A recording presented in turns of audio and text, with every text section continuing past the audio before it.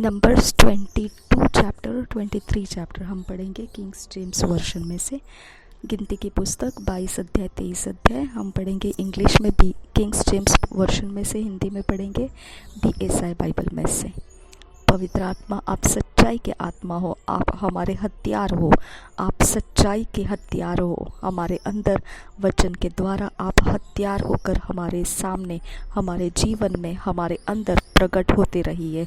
हमारा हौसला बढ़ाइए और शत्रु के काम हमारे लाइफ में से ख़त्म कीजिए। झूठ को पर्दाफाश कर दीजिए, धोखा हटा दीजिए और सब कुछ जो सच्चाई है उसी में हमको लेकर चलिए।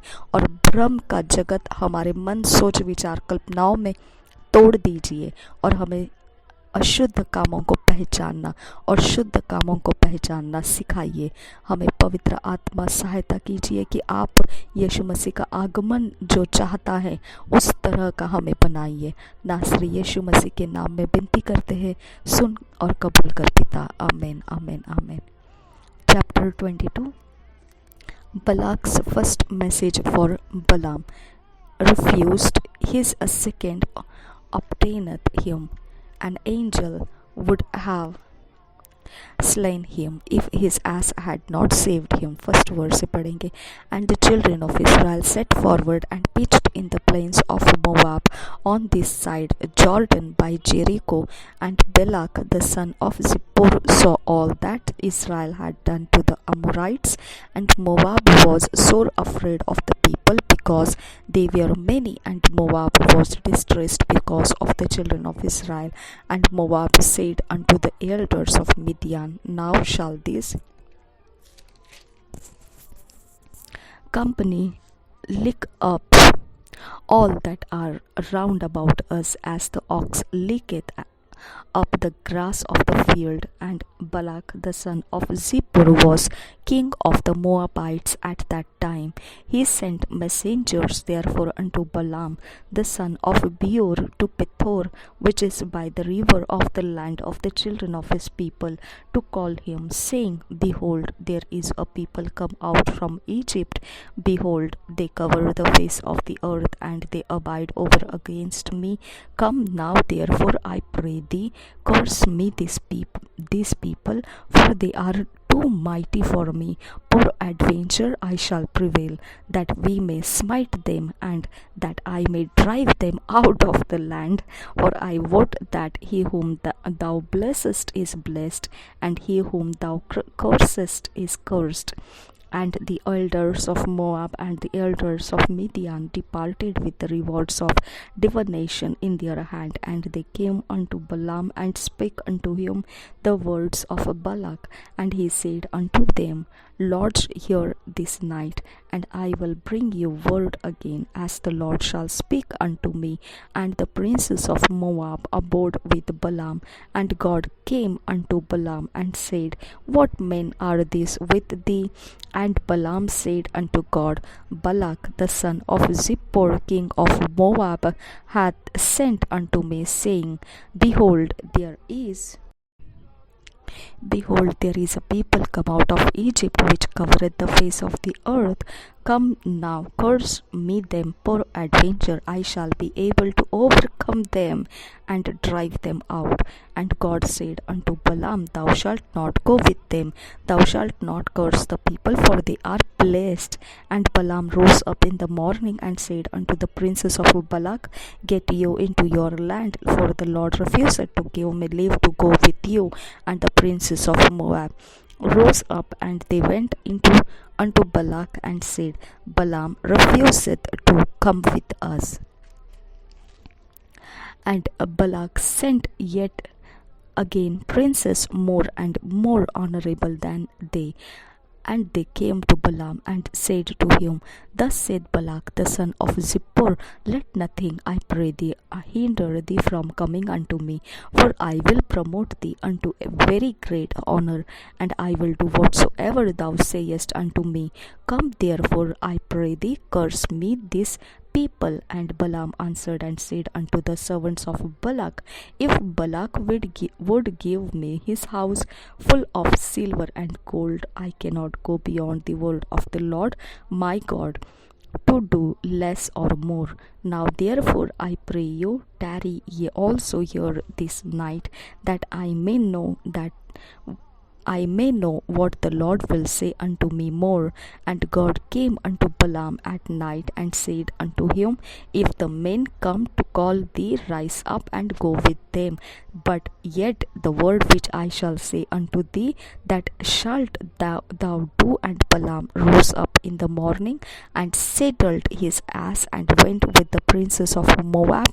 And God's anger was kindled because he went, and the angel of the Lord stood in the way for an adversary against him. Now he was riding upon his ass, and his two servants were with him.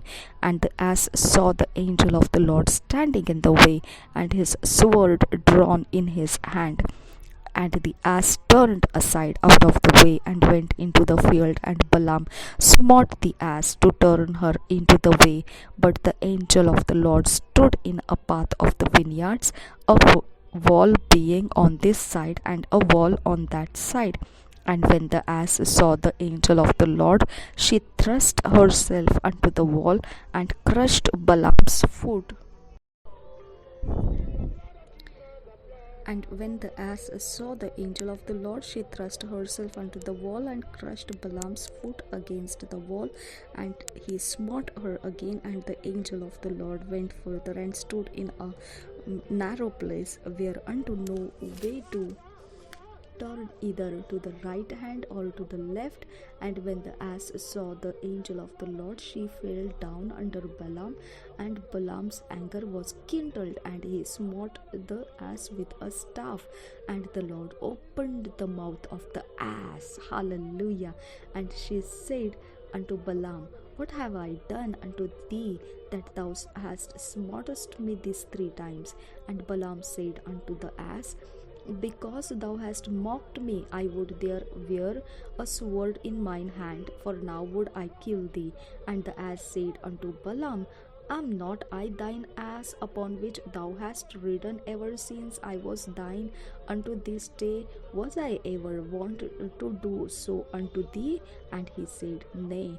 Then the Lord opened the eyes of Balaam, and he saw the angel of the Lord standing in the way, and his sword drawn in his hand. And he bowed down his head and fell flat on his face. And the angel of the Lord said unto him, Wherefore hast thou smitten thine ass these 3 times? Behold, I went out to withstand thee, because thy way is perverse before me.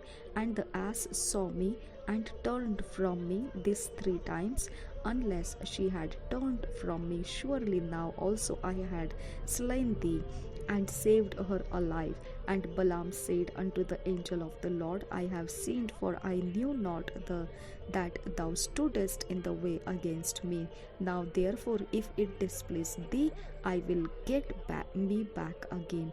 And the angel of the Lord said unto Balaam, Go with the men, but only the word that I shall speak unto thee, that thou shalt speak. So Balaam went with the princes of Balak. And when Balak heard that Balaam was come, he went out to meet him unto a city of Moab, which is in the border of Arnon, which is in the utmost coast.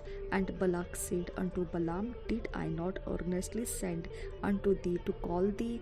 Wherefore camest thou not unto me?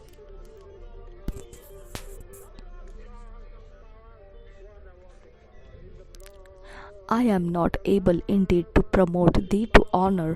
And Balaam said unto Balak, Lo, I am come in unto thee. Have I now any power at all to say anything?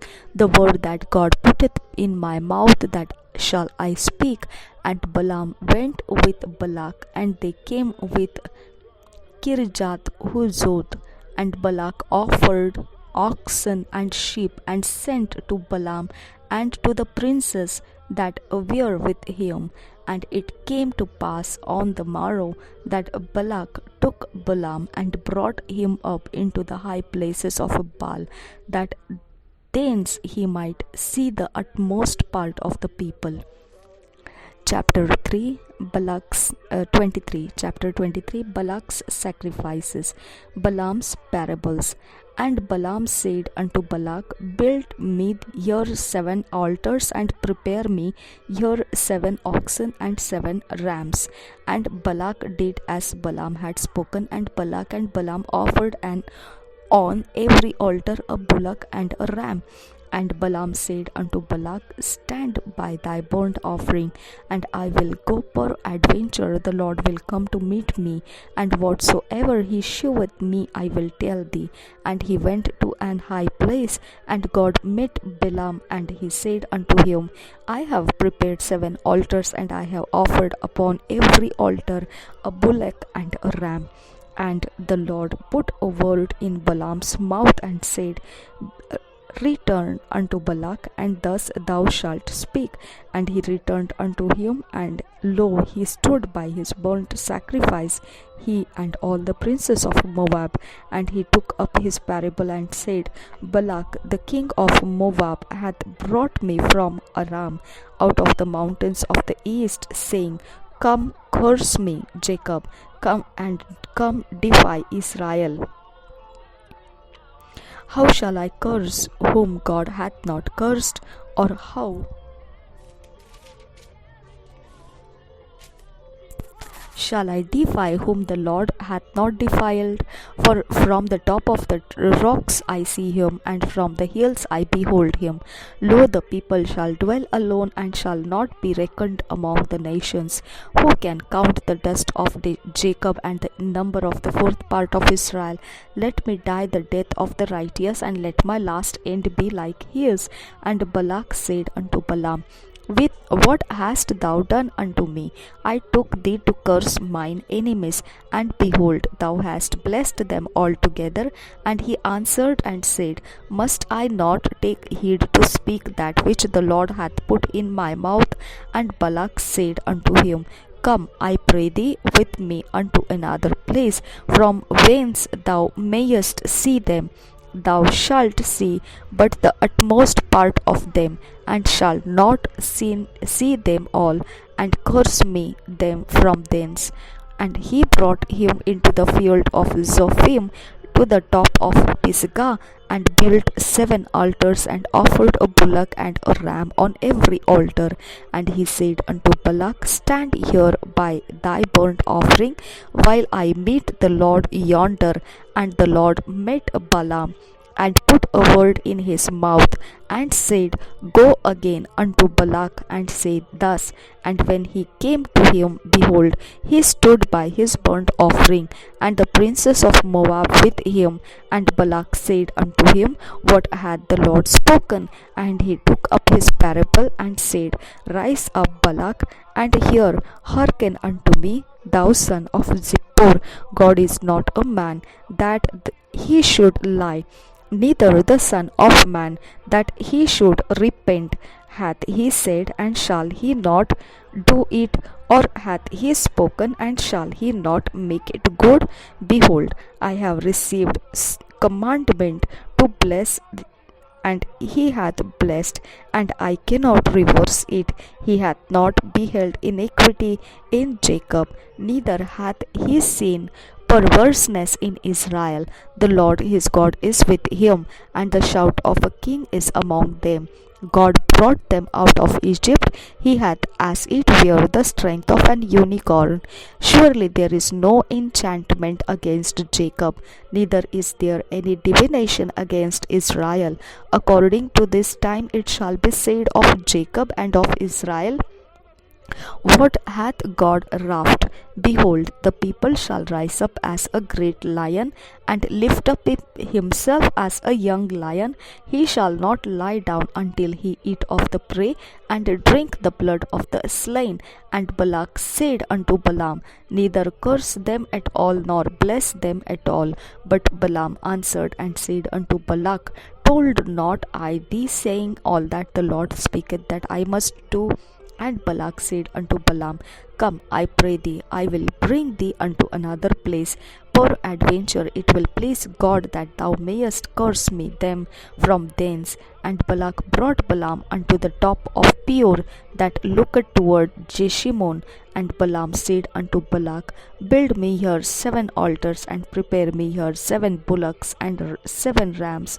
And Balak did as Balaam had said, and offered a bullock and a ram on every altar. गिनती की पुस्तक 22 अध्याय 23 अध्याय हम पढ़ेंगे PSI Bible में से। राजा बालक द्वारा बिलाम को भेजना। पहले वचन से, तब इसराइलियों ने कूच करके यरीहो के पास यरदन नदी के पास पार मोवाब के अराबा में डेरे खड़े किए। सिप्पोर के पुत्र बलाक ने देखा कि इसराइल ने एमोरियों से क्या क्या किया है, इसलिए मोवाब यह जानकर कि इसराइली बहुत है उन लोगों से अत्यंत डर गया, यहाँ तक कि मोआब इसराइलियों के कारण अत्यंत व्याकुल हुआ। तब मोआबियों ने मिद्यानी पुरनियों से कहा, अब वह दल हमारे चारों ओर के सब लोगों को ऐसा चट कर जाएगा जिस तरह बैल खेत की हरी घास को चट कर जाता है। उस समय सिप्पोर का पुत्र बलाक मोवाब का राजा था, और उसने पतोर नगर को, जो महानद के तट पर बोर के पुत्र बिलाम के जाति भाइयों की भूमि थी, वहां बिलाम के पास दूत भेजे कि वे यह कहकर उसे बुला लाए, सुन, एक दल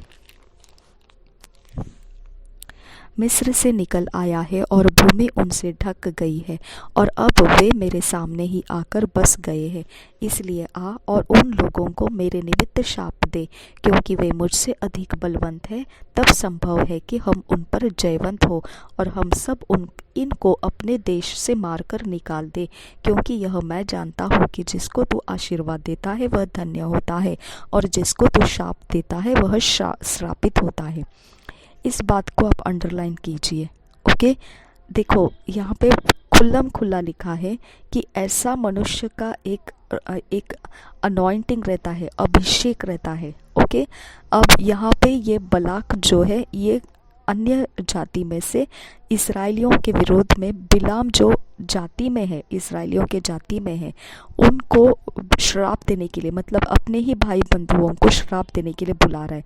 लेकिन बिलाम के अंदर जो सामर्थ है उसको वो पहचानता है बलाक। ओके, बलाक बोलता है कि तो तेरे पास जो सामर्थ है, ओके, तू जो ऑल्टर चलाता है, हाँ, तू जिस वेदी की सेवा करता है, ठीक है, वो वेदी की सेवा को ऐसे अलॉटमेंट्स दिए गए हैं, ऐसे सेवा करने वाले स्वर्ग का सेना दिया गया है, जो इस प्रकार से है कि जब तू वेदी को लगाता है तो वो सेना तू कहता है उस बात के तरफ से काम करती है।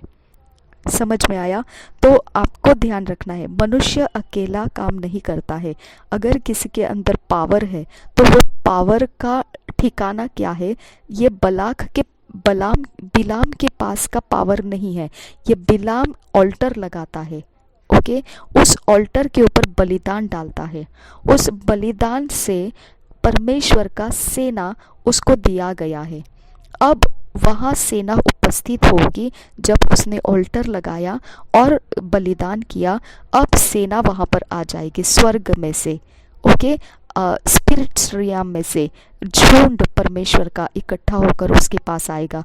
अब बिलाम जो बोलेगा वो स्वर्गदूत सुनेंगे और वैसा ही वो काम करेंगे।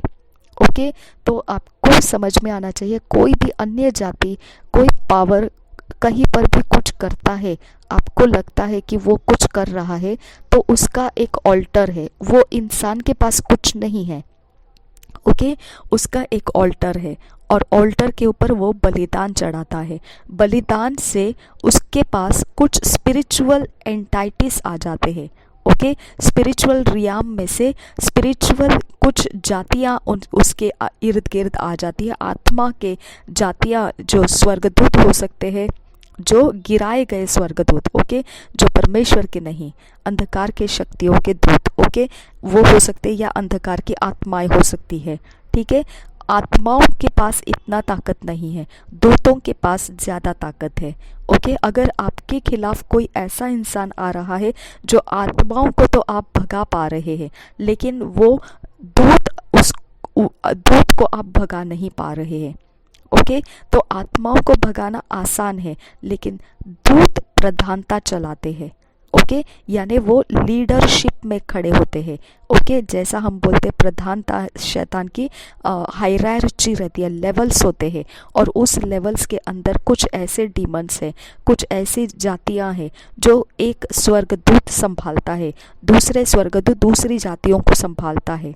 ओके, इस प्रकार से है। तो आपको और हमको ये बात समझ में आना चाहिए कि हम जब शरीर को सताया जाता है तो शरीर को सताना एकदम इम्पॉसिबल है अगर आप वेदी और बलिदान में चलेंगे तो। ओके, अगर आपके इर्द गिर्द आपके कोई भी जगह में से दुष्ट की शक्तियों के काम करने वाले आपका विरोध कर रहे हैं, आपको पवित्र वचन के अनुसार चलने नहीं दे रहे हैं, आपका रास्ता कठिन कर रहे, टॉर्चर कर रहे आपको। ओके, टॉर्चर कि आप प्रार्थना करने बैठेंगे तो आपके बॉडी को छुएंगे, टॉर्चर कर रहे हैं। ओके, टॉर्चर करना और टॉर्मेंट करना। ओके, अगर आपको ऐसा किया जा रहा है तो आपके पास एक ही रास्ता है, आपको उनके वेदी तोड़ना पड़ेगा और उनके वेदी के ऊपर डाला हुआ बलिदान आपको जला देना पड़ेगा।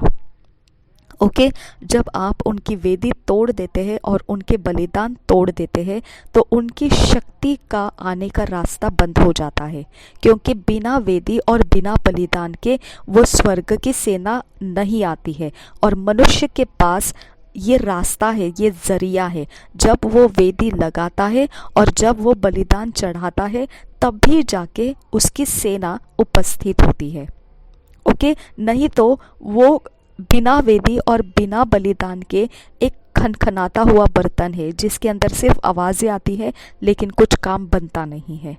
ठीक है, सेम तरह मसीह का है। मसीहों का भी अगर वेदी नहीं है, अगर बलिदान नहीं है तो फिर हमारा खनखनाने का आवाज़ है सिर्फ, बाकी हमारा काम तो कुछ बनता नहीं है। ओके, जब मैंने ये रहस्य को जाना तब मैंने परमेश्वर से मांगना शुरू किया कि परमेश्वर वेदी और बलिदान जो भी शत्रु का मेरे विरोध में है, आप मेरी खातिर मुझे वेदी और मुझे बलिदान का रास्ता दीजिए ताकि मैं उस शत्रु के वेदी और बलिदान का सामना कर सकूं। ओके, और मुझे वो तोड़ने का आपने अधिकार दिया है और आप चाहते हैं कि मैं ये काम करूं। ओके, जब मैंने ये रहस्य सुना समझा तब जाके मेरे बहुत सारे रास्ते साफ होने लगे थे। ठीक है, अब आपको हमेशा याद रखना है, जब आप कहीं पर कोई भी जगह में हो, आपको कोई भी तरह से टॉर्चर किया जाता है, टॉर्चर, हाँ, टॉर्चर करने वालों का ऐसा एक घमंड रहता है कि उनके पास बहुत सारे इंसान लोग मौजूद रहते हैं। ओके, आपके दाहिने ओर से, आपके बाएं ओर से, आपके छुपे छुपे रास्ते में से, आपके घर में आने जाने वाले, ओके, आपके छत के ऊपर, ज़मीन के नीचे, सब जगह से वो अपना एक ऑल्टर का ठिकाना, नेटवर्क बना के रखते हैं। ठीक है, चारों दिशाओं से आपको घेरते हैं, मतलब उनको इंसानों की ज़रूरत है, बिना इंसान के वो काम नहीं कर सकते हैं। ओके, तो वो इंसान से घेर लेते हैं मनुष्य को और फिर वो एक एक जन जगह से रास्ता लेके आपको सताता जाएगा। ठीक है, अगर आपने उनके ऑल्टर और उनके बलिदानों का फाइट करना स्टार्ट किया, वो लड़खड़ा जाएंगे, क्योंकि सब जन वो एक ऑल्टर को लेके पकड़ के काम कर रहे होते हैं। अगर आपने एक ही ऑल्टर को पकड़ के परमेश्वर के सामने खड़ा करना स्टार्ट किया तो न्याय करने वाला परमेश्वर है, शैतान नहीं, और ना ही किसी के ऑल्टर से। न्याय करने वाला सच्चा खुदा हमारे साथ है, हमारी ओर से है, वो हमारी विनती को सुनता है और उन ऑल्टर को तोड़ने वाली शक्तियों को रिलीज करता है। ओके आपको और हमको प्रार्थना का जोर बढ़ाना है और हमने उन ऑल्टर को तोड़ने की प्रार्थना करना है।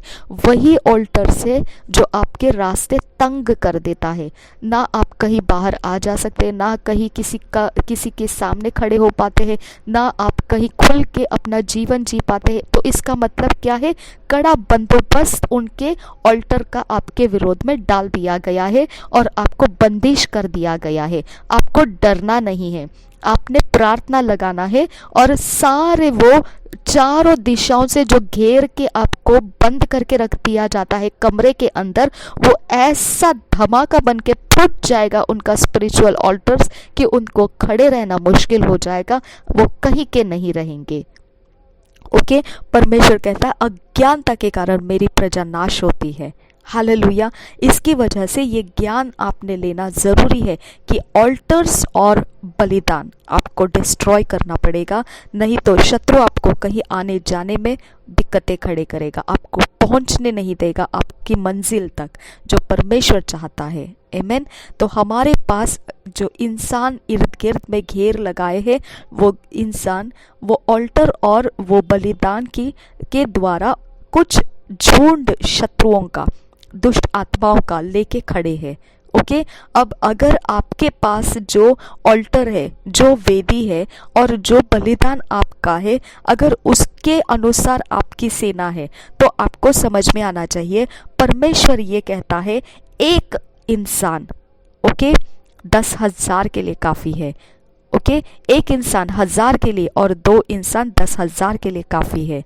आमीन। जब हम मिल के प्रार्थना लगाते हैं तो हम एक इंसान 1000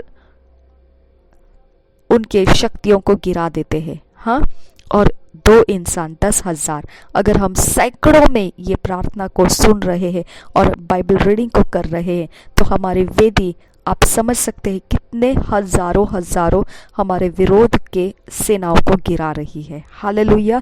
तो आप और हम जीते हुए हैं, हम जीतते जा रहे हैं, लेकिन सिर्फ इतना ही है कि हमको शत्रु आगे जाने नहीं देता है, तो हमको उसका विरोध को सहना पड़ता है, विरोध को धकेल के हमको आगे बढ़ना पड़ता है। आमीन। वो रोक नहीं सकता है हमको। हालेलुया। वो आगे बढ़ने से रोक नहीं सकता है, वो दबा के हमको दबोच कर रख नहीं सकता है। ओके उसका धमाका इतना ज़बरदस्त हो जाएगा कि उसको परेशानी हो जाएगी, दोबारा से सारी शक्तियों को इकट्ठा करके लाना बहुत मुश्किल हो जाएगा। क्योंकि ये परमेश्वर ने एलीशा के वक्त में क्या बोला, एलीशा ने उसके दास को क्या बोला कि जो हमारी ओर से है वो सबसे ज़्यादा है, शत्रु से भी ज़्यादा है। ओके मैंने एक गवाही को भी ऐसे देखा है कि एक लेडी थी, उनको वो पॉलिटिकल लीडर्स में काम कर रही थी, वो एक पत्रकार जैसे थी, लेकिन वो पत्रकार नहीं है, लेकिन वो उसके जैसे ही थी, तो राजनीति के बीच में थी और एक झुंड उसका खिलाफ खड़ा हो गया। ओके और उसने यीशु मसीह के लहू को, उसके पास सिर्फ एक पानी की बोतल थी। ओके उसने यीशु मसीह के लहू को उसके ऊपर मांगा और उसने अपने सामने फेंक दिया।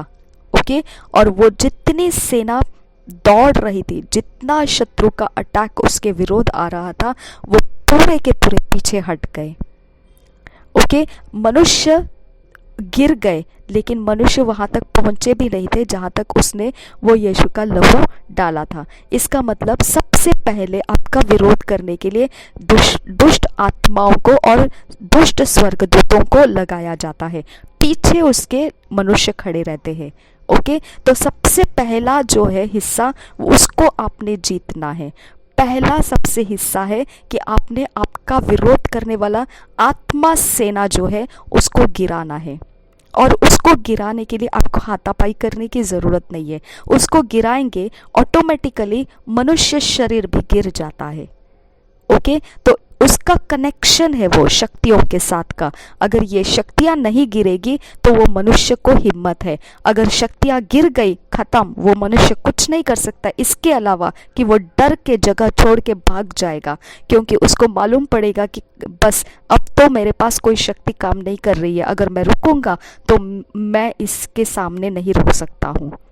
ओके, तो मनुष्य के अंदर का जो आत्मा है वो बलवंत नहीं है उनका। ओके, उनका आत्मा सिर्फ बाहर भेजे गए शक्तियों के कारण वो सामने आ जाते हमारे, या हमारा विरोध कर पाते हैं।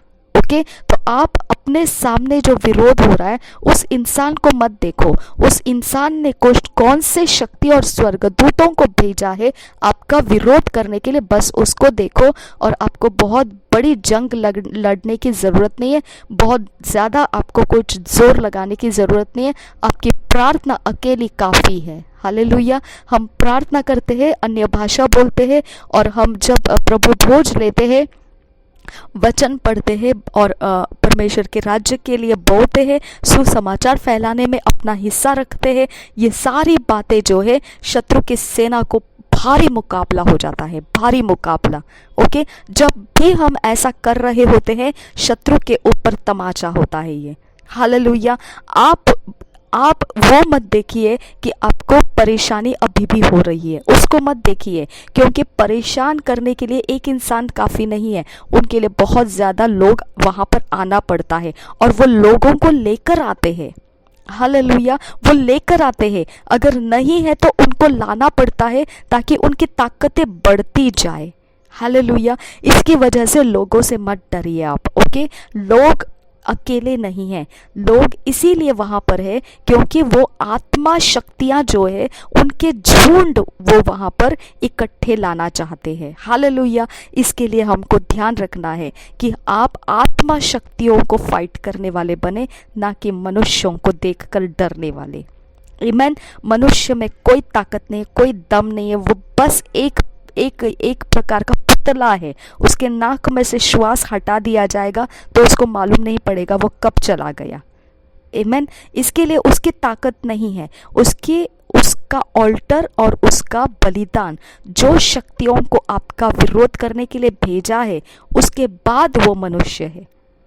ओके, तो पहले वो वेदियों की शक्तियाँ और वो बलिदानों की शक्तियों से फाइट करना सीखिए। आपको सीखना पड़ेगा, नहीं तो आपका विरोधी जो है वो इंसान आप समझेंगे, इंसान विरोधी नहीं है, इंसान केवल एक मिट्टी का पुतला है, उसमें कोई दम नहीं है, कोई ताकत नहीं है, बस मिट्टी का खिलौना है वो। ओके, और वो जो शक्ति को आगे भेजा है, सब चमत्कार वो शक्ति है। ओके, जो शक्ति को वो भेज के आगे आपको परेशान कर रहा है वो सिर्फ उसके खिलौने हैं वो। ओके, वो खुद कुछ नहीं है, उसके खिलौने आपके साथ जंग लड़ रहे हैं। आमीन। इसके लिए आप वो खिलौनों को मुकाबला करना सीखिए। वो खिलौने आते कहाँ से है? वेदियों में से आते हैं और बलिदानों में से आते हैं। आप भी वेदियाँ दे रहे हैं, बलिदानों में चढ़ा रहे हैं, निश्चित है परमेश्वर की सेना आपके तरफ से भी उनका सामना कर रही है, 100% है। ओके, जितना स्पष्ट तरीके से आपको तनाव और सताव आपको उनकी शक्तियों का मालूम पड़ता है, उतना ही तनाव और उतना ही सताव उनको हमारे बाइबल रीडिंग से मालूम पड़ता है। ओके, उनको हमारे प्रार्थनाओं से मालूम पड़ता है। हमारी ओर से शक्तियाँ उनको झपटती रहती है, वो सताव है उनको। जब आराधना करते हैं हम, जब परमेश्वर के गीतों में चलते हैं हम, उनको झपट कर वो हमारी ओर की स्वर्ग की सेना उनको फटकार रही होती है। वो रुक नहीं पाते हैं उनमें, वो कोशिशें लगाए रहते हैं कि रुके रहना है। भारी संघर्ष में पड़ जाते हैं वो लोग, वो शक्तियाँ।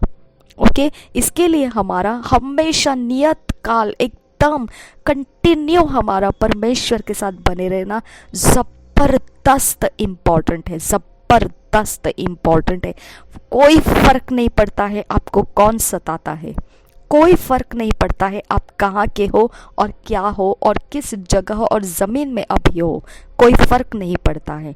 आपका प्रेयर लाइफ, आपका परमेश्वर का संगति भारी प्रकार से नुकसान कर देता है ये शैतानी शक्तियों का।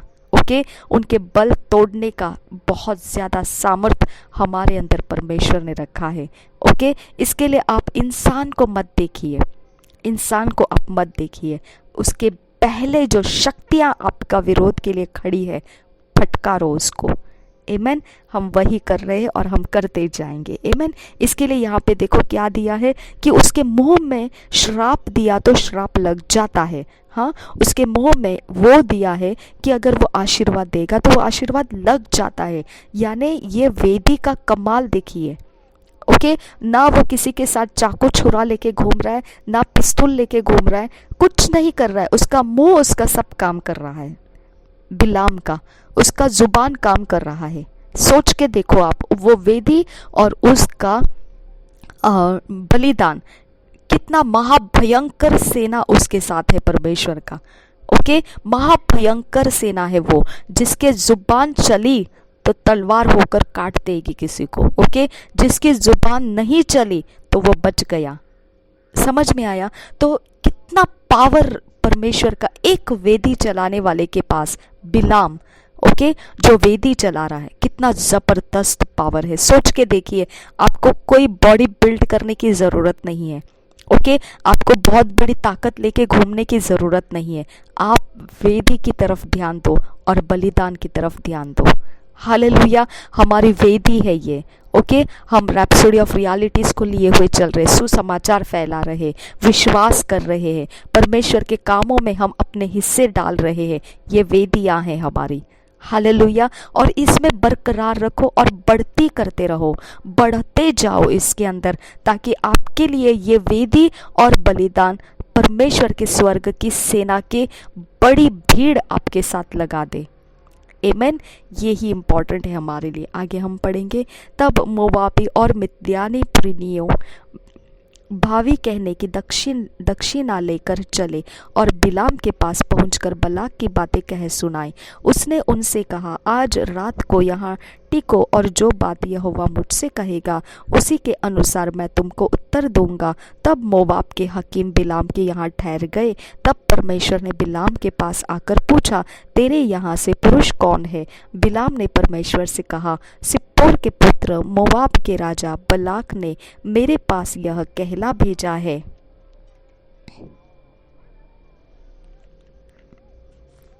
सुन, जो दल मिस्र से निकल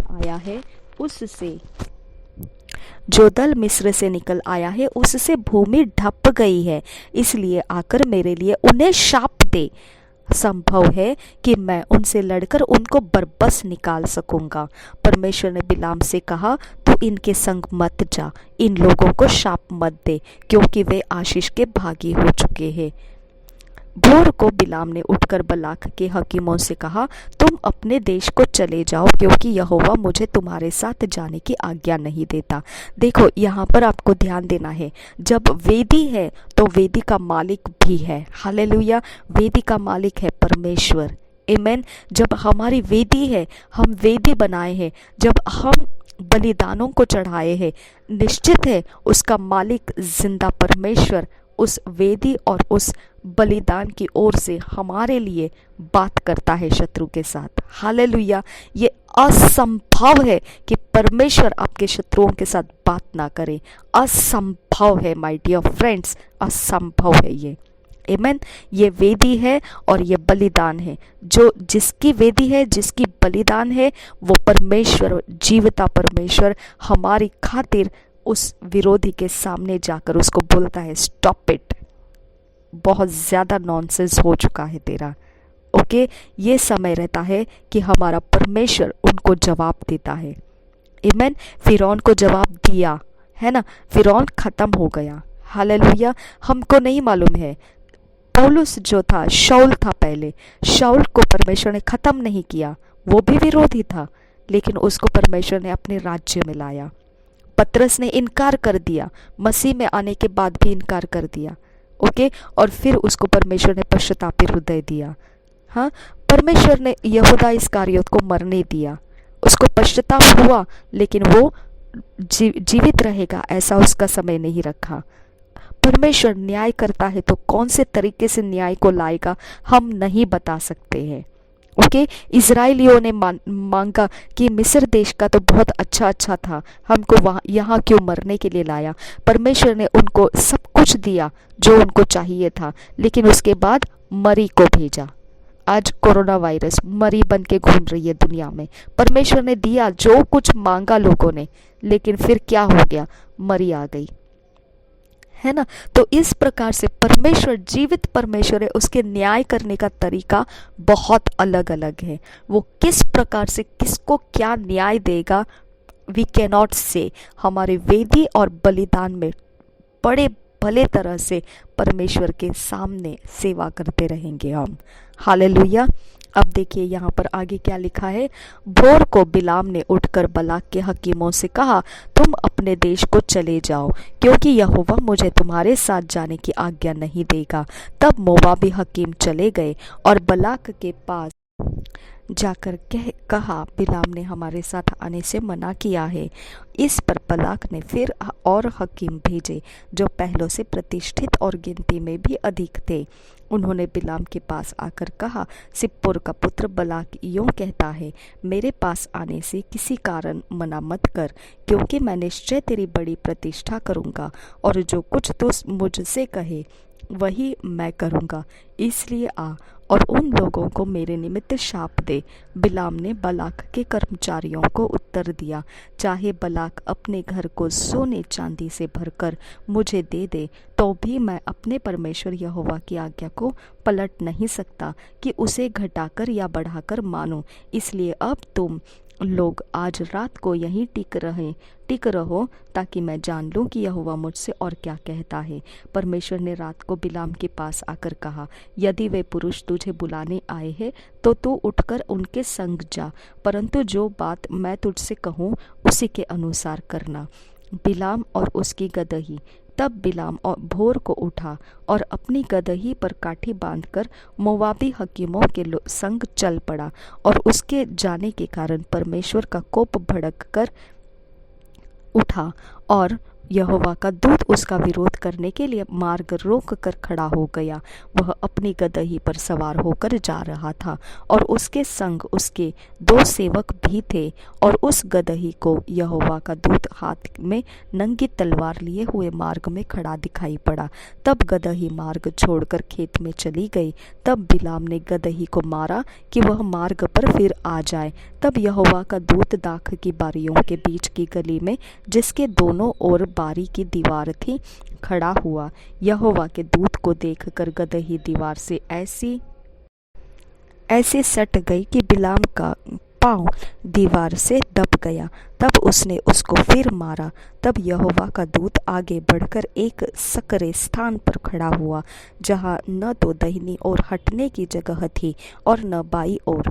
वहाँ यहोवा के दूत को देखकर गदही बिलाम को लिए दिए बैठ गई। फिर तो बिलाम का कोप भड़क उठा और उसने गदही को लाठी से मारा। तब यहोवा ने गदही का मुंह खोल दिया, और वह बिलाम से कहने लगी, मैंने तेरा क्या किया है कि तूने मुझे 3 बार मारा। बिलाम ने गदही से कहा, यह कि तूने मुझसे नटखटी की। यदि मेरे हाथ में तलवार होती तो मैं तुझे अभी मार डालता। गदही ने बिलाम से कहा, क्या मैं तेरी वही गदही नहीं जिस पर तू जन्म से आज तक चढ़ता आया है? क्या मैं तुझसे कभी ऐसा करती थी? वह बोला, नहीं। तब यहोवा ने बिलाम की आंखें खोली, और उसको यहोवा का दूत हाथ में नंगी तलवार लिए हुए मार्ग में खड़ा दिखाई पड़ा। तब वह झुक गया और मुंह के बल गिर के दंडवत की। यहोवा के दूत ने उससे कहा, तूने अपनी गदही को 3 बार क्यों मारा? सुन, तेरा विरोध करने को मैं ही आया हूँ, इसलिए कि तू मेरे सामने उल्टी चाल चलता है, और यह गदही मुझे देखकर मेरे सामने से 3 बार हट गई। यदि वह मेरे सामने से हट न जाती तो निस्संदेह मैं अब तक तुझे तो मार ही डालता, परंतु उसको जीवित छोड़ देता।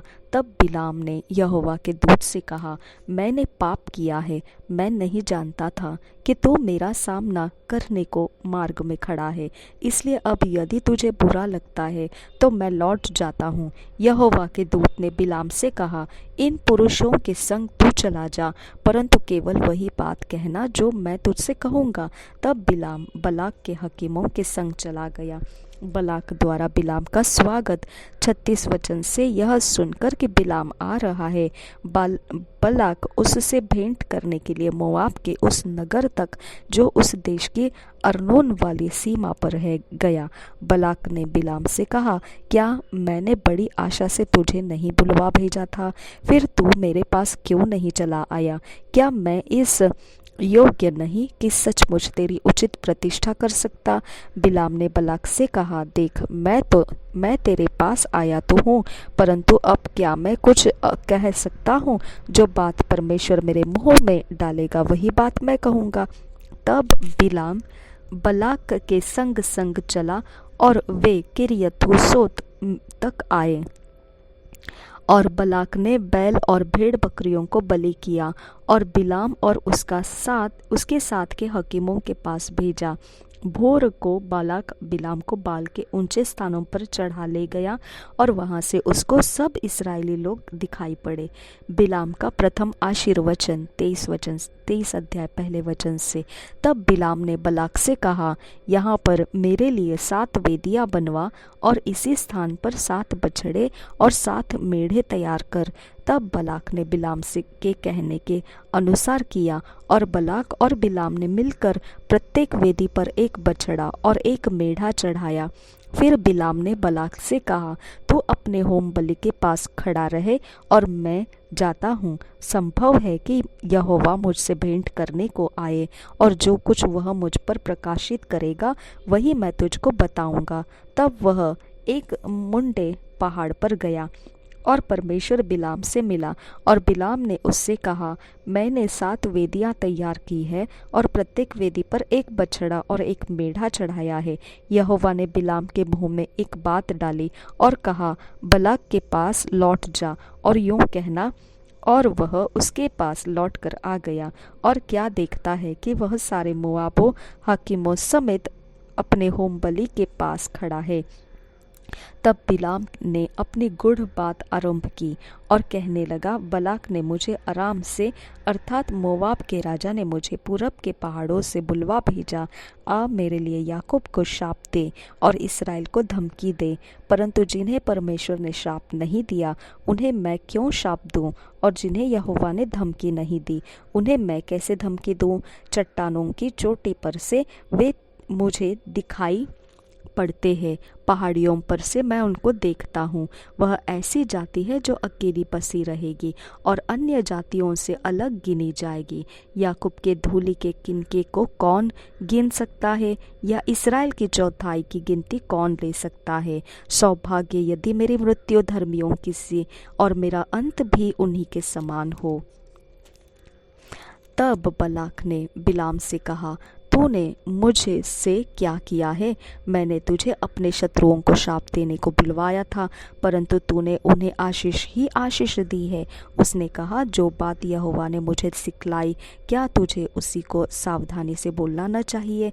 बिलाम का द्वितीय आशीर्वचन 13 वचन से आगे। बलाक ने उससे कहा, मेरे संग दूसरे स्थान पर चल जहाँ से वे तुझे दिखाई देंगे, तो उन सबों को तो नहीं, केवल बाहर वालों को देख सकेगा। वहाँ से उन्हें मेरे लिए शाप दे। तब वह उसको सोपीम नामक मैदान में पिसगा के सिरे पर ले गया और वहाँ 7 वेदियां बनवाकर प्रत्येक पर एक बछड़ा और एक मेढ़ा चढ़ाया। तब बिलाम ने बालक से कहा, अपने होम बलि के पास यही खड़ा रहे और मैं उधर जाकर यहोवा से भेंट करूं। और यहोवा ने बिलाम से भेंट की और उसने उसके मुंह में एक बात डाली और कहा, बलाक के पास लौट जा और यूं कहना। और वह उसके पास गया और क्या देखता है कि वह मोआबी हकीमों समेत अपने होम बलि के पास खड़ा है। और बलाक ने पूछा, यहोवा ने क्या कहा है? तब बिलाम ने अपनी गूढ़ बात आरंभ की और कहने लगा, हे बलाक, मन लगाकर सुन। हे सिप्पोर के पुत्र, मेरी बात पर कान लगा। ईश्वर मनुष्य नहीं कि झूठ बोले, और न वह आदमी है कि अपनी इच्छा बदले। क्या जो कुछ उसने कहा उसे न करे? क्या वह वचन देकर उसे पूरा न करे? देख, आशीर्वाद ही देने की आज्ञा मैंने पाई है। वह आशीष दे चुका है और मैं उसे नहीं पलट सकता। उसने याकूब में अनर्थ नहीं पाया और न इस्राएल में अन्याय देखा है। उसका परमेश्वर यहोवा उसके संग है और उनमें राजा की सी ललकार होती है। उनको मिस्र में से ईश्वर ही निकाले लिए रहा है। वह तो बनैले सांड के समान बल रखता है। निश्चय कोई मंत्र याकूब पर नहीं चल सकता और इस्राएल पर भावी कहना कोई अर्थ नहीं रखता। परंतु याकूब और इस्राएल के विषय में अब यह कहा जाएगा कि ईश्वर ने क्या ही विचित्र काम किया है। सुन, वह दल सिंहनी के समान उठेगा और सिंह के समान खड़ा होगा। वह जब तक अहेर को न खा ले और मारे हुओं के लहू को न पी ले, तब तक न लौटेगा। तब बलाक ने बिलाम से कहा, उनको न तो शाप देना और न आशीष देना। बिलाम ने बलाक से कहा, क्या मैंने तुझसे नहीं कहा कि जो कुछ यहोवा मुझसे कहेगा वही मुझे करना पड़ेगा? बिलाम का तृतीय आशीर्वचन। 27 वचन से आगे बलाक ने बिलाम से कहा, चल, मैं तुझको एक और स्थान पर ले चलता हूँ। संभव है कि परमेश्वर की इच्छा हो कि तू वहाँ से उन्हें मेरे लिए शाप दे। तब बलाक बिलाम को पोर के सिरे पर, जहाँ से यशीमोन देश दिखाई देता है, ले गया। और बिलाम ने बलाक से कहा, यहाँ पर मेरे लिए 7 वेदियाँ बनवा और यहाँ 7 बछड़े और 7 मेढ़े तैयार कर। बिलाम के कहने के अनुसार बलाक ने प्रत्येक वेदी पर एक बछड़ा और एक मेढ़ा चढ़ाया। Thank you Jesus. धन्यवाद करते हैं परमेश्वर पिता आपके महान सामर्थ के लिए जो आपने हमको आज सिखाया। पिता परमेश्वर, धन्यवाद करते हैं पिता परमेश्वर, जो आज हमारे जीवन के लिए चाहिए था वो वचन आपने हमें फिट एंड फिक्स करके दिया हमारे लाइफ में। हमें ईश्वरीय रचना, डिवाइन ऑर्डरलीनेस में लेकर आए। इसके लिए धन्यवाद करते हैं। Thank you father God. नासरी यीशु मसीह के नाम में हमारे धन्यवाद बलिदान को स्वीकारने की हम आपसे विनती करते हैं। आमीन, आमीन, आमीन। 2 years बाइबल रीडिंग प्लान, 2 साल का Bible reading plan. Acts 25 chapter 13 verse से 27 वर्स। Sam 65-66 chapter. प्रेरितों के काम 25 अध्याय 13 वचन से 27 वचन। भजन संहिता 65 अध्याय 66 अध्याय। हम पढ़ेंगे अकेले में, व्यक्तिगत पर्सनल टाइम में, ताकि इसके अंदर से जो वचन परमेश्वर हमको सुधार लाने के लिए देगा उसको हम ग्रहण कर पाएंगे। ज़रूरी नहीं सभियों ने अकेले में बैठकर इसे पढ़ना है। आप अपने मर्जी से जैसा परमेश्वर आपको अगुवाई करे वैसे पढ़ सकते हैं। निश्चित यही करना है कि परमेश्वर के आत्मा ने हमको वचन सिखाना है और हम परमेश्वर के आत्मा का लाभ उठाना है। प्रभु यीशु मसीह हम सब के साथ बना रहे। आमीन, आमीन, आमीन। पवित्र आत्मा हमें फिट एंड फिक्स कीजिए। इन वचनों में हमें ईश्वरीय रचना, डिवाइन ऑर्डरलीनेस में लेकर आइए। नासरी यीशु मसीह के नाम में विनती करते हैं पिता, सुन और कबूल कर। आमीन, आमीन, आमीन।